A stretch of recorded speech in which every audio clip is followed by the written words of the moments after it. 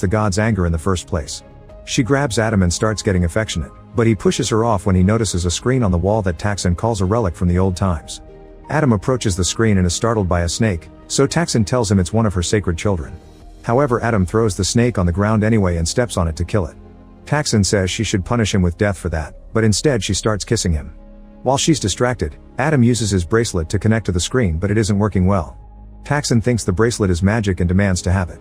When Adam says no, she takes out a knife and tries to attack him, but Adam quickly blocks her and disarms her. Then Taxon calls the guards and orders them to chain Adam. However, they remove their helmets and reveal to be Sumuru and Jake.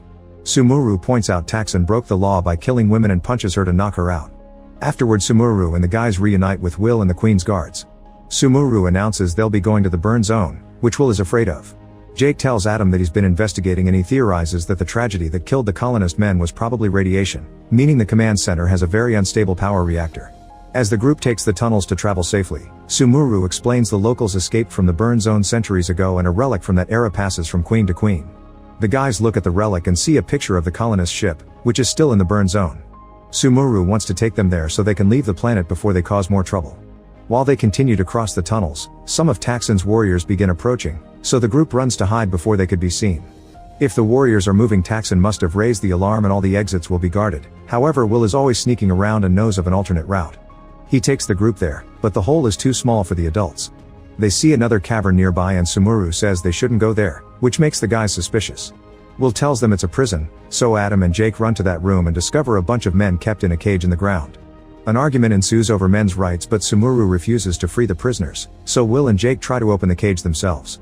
Sumuru threatens them with a crossbow, and while they argue again, they're found by Taxon's soldiers.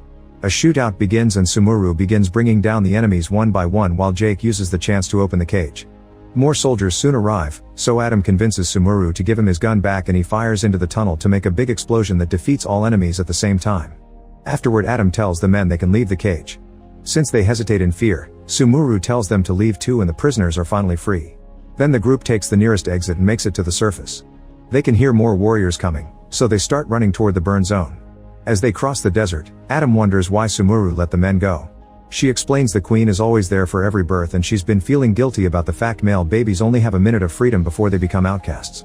Jake doesn't believe her feelings, so Adam privately tells her that Jake's parents were taken when he was a kid and he was sent to a labor camp. Meanwhile, Taxon's warriors find the prisoners running away, however Taxon tells them to ignore them and go after Sumuru's group instead.